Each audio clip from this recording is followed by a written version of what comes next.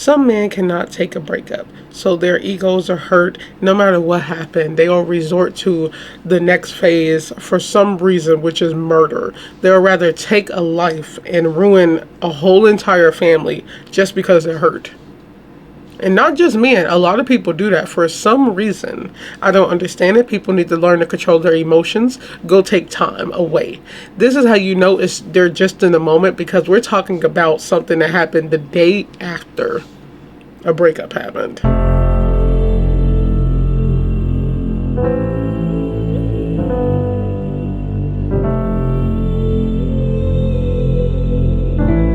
Hey guys, welcome back to my channel. We're jumping right into this one because I know I'm going to be angry, because these type of cases really infuriate me, because I don't know how people can't control their emotions. If you can't control them, you need to go talk to somebody. Go journal, go talk to a therapist, go talk to somebody, go get away. But how about taking time for yourself? Go on a hike. Fresh air can do a lot, especially after a breakup.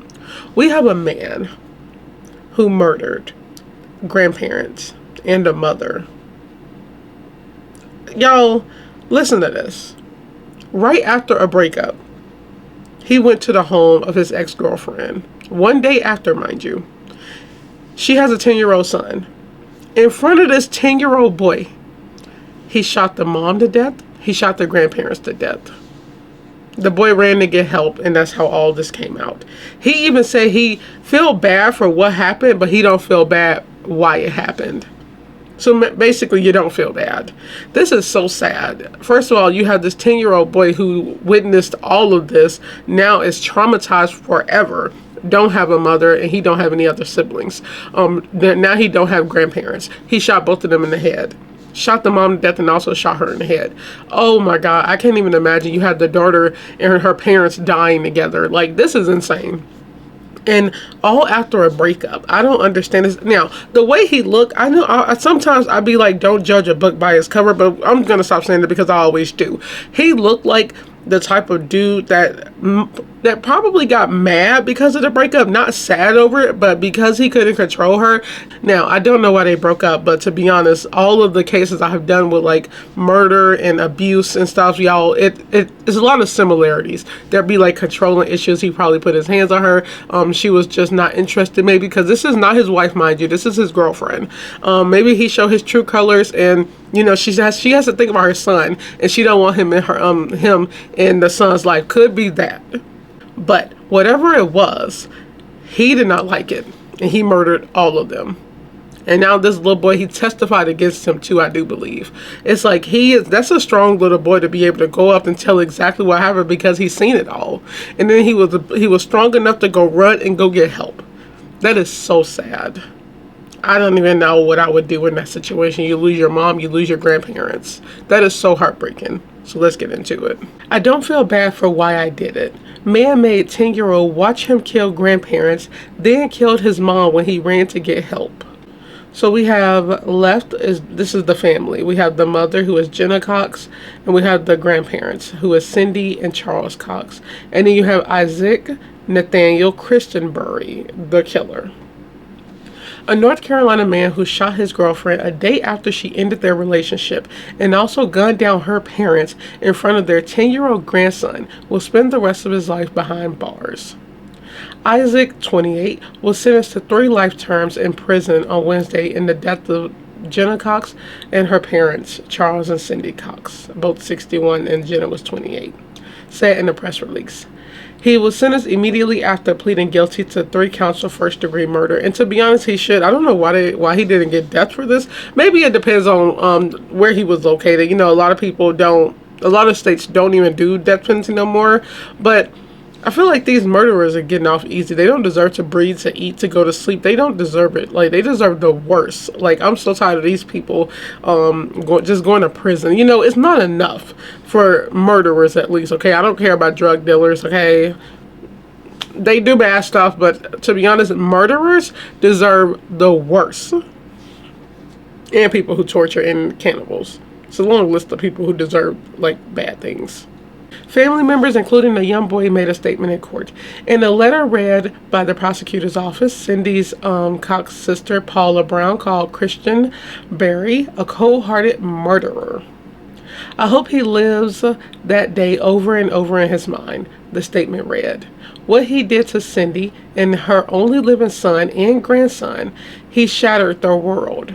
They have scars that will never heal. And what that 10-year-old baby saw shows how cold and merciless he is. The murder happened on October 22nd at a home in Maiden, about 44 miles northeast of Charlotte. Is that North Carolina? The defendant shot and killed Charles Cox and Cindy Cox as Jenna Cox's son looked on. The defendant put the gun to the boy's head, but let him go. Christenberry then took Jenna Cox out of the home. The boy ran to a neighbor who called 911. The next thing I know, the little boy came up behind mine and my husband's car, up to the walk, grabbing a hold of me, telling me his grandparents just got shot in the head and killed, the neighbor told the news. At the home, first responders found a trail of blood leading to a set of stairs, along with shell casings, a firearm magazine, and numerous bullet holes, prosecutors said. The body of Charles Cox was found at the top of the stairs. His wife's body was found in the dining room. Both had been shot multiple times, including in the head. The body of Jenna Cox was found outside near a swimming pool. She too had been shot multiple times, including in the head. Y'all, this is just, oh my goodness, I'm talking about, he had hatred. And I've done, I think, probably like not a handful, y'all, I'm not joking, probably like a couple, where the parents also die. One of them, which was actually so wild, it's always the girlfriend, boyfriend. It's like, you don't even, y'all, they're not married, mind you, that doesn't mean anything. I'm just saying, like, people show their true colors early on. I don't know how long they were together. But this one, they weren't together that long, but he was abusing her, and she was finally moving out, and her parents helped her. And he shot both of her parents in the head and left her alive to live with that, like that sadness, that grief. And I just think it's so evil. These people are so evil who do this, to take life like that and don't care. Like what was he like before? I guess you could say this because people, a lot of people they would never show their true colors, y'all. Even like people who are married, it's all cute in the beginning until you figure it out. I really think that's what life is. You don't know nothing till you figure it out. I'm starting to understand that. Christenberry also called 911 while fleeing. In that call, the defendant stated he drove away from the scene, acknowledged that there was a shooting, and that he would like to turn himself in. The defendant stated, "I feel bad for what I did, but I don't feel bad for why I did it. I need help." In custody, Christenberry told investigators he left work that day, drove to the residence, and shot and killed all 3 victims. The defendant's parents told investigators Cox had broken off the relationship with Christenberry the previous day and revealed that his phone showed him near the scene at the time of the shooting. Prosecutors acknowledged the bravery of the boy for testifying in court about what the defendant took away from him by killing his mother and grandparents. "You have a strength I could only hope to have," the judge told the boy. "I hope you become the best version of yourself that you can become, not only for yourself, but for those who lost their lives by such a horrible, horrible act."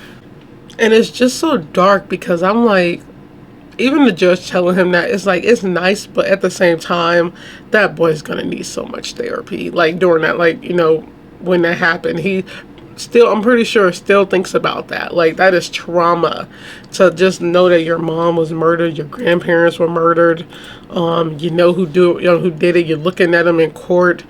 That is so heartbreaking. It didn't say if they were living together. It didn't say how long they were together. I'm like, it didn't say what issues they had, but she broke it off for a reason. So there was some issues, and there was, there's nothing wrong with breakups. That's what I don't understand. With these cases we do with the abuse and murder, y'all, there's nothing wrong with breakups. So why can't people just get it? It's like I know mental health is a real thing, y'all. I know emotions are a real thing because they play a big part in relationships. But why can't, if somebody break up with you, take time for yourself and go, like, don't dwell on why it happened, which I don't think he was just angry. Don't dwell on the anger. Just go take a break. And mind you, this was the day after. That was so quick. So it's like he was just filled with rage. The fact that he said He feel bad for what he did, which he don't. He don't feel bad for why he did it. You did it because she broke up with you, so you feel bad for killing them, which he don't. But you don't feel bad for why you did it. That don't even make sense. That don't make sense. Like, you're a killer, you're a serial killer. You killed her because she broke up with you and your little ego couldn't take it. That's what this is. That's crazy, y'all. And there are so many people like this, so many men like this. And yes, I'm saying man because that is the case we talked about. And that, let me, disclaimer, that's why I do this, y'all. I used to have comments when they'd be like, well, women do this too. Why don't you say that? Look, when I say man in these cases, I'm talking about it because of the case we're talking about. Plus, I do more cases where men are the suspect. I've done a couple where women are, but in these situations, it's like, it's always the man. And there's a lot of similarities in the cases I do.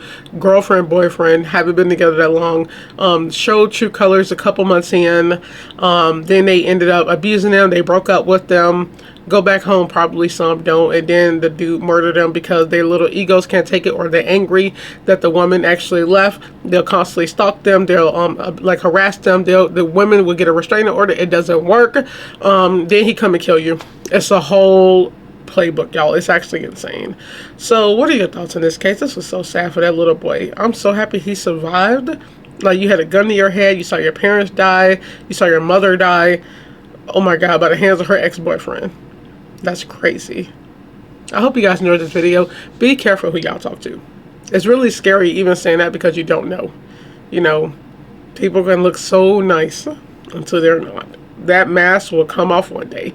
And it's scary because, to be honest, if you don't experience it, I guess I could say you won't know until you experience it, because I have not. But I'm just thinking, y'all, I could be wrong. A lot of people in these who watch these videos have been in these situations with abusers and people who want to harm you. But it's like, I would think that, you know, they act all nice and then, like, out of nowhere something just switched. That is so scary. So I hope you guys enjoyed this video. Don't forget to like, comment, share, and subscribe. Stay safe, stay aware, stay alert. Oh my god, stay alert, y'all. Just be careful, ladies. And I will see you guys in the next video. Bye.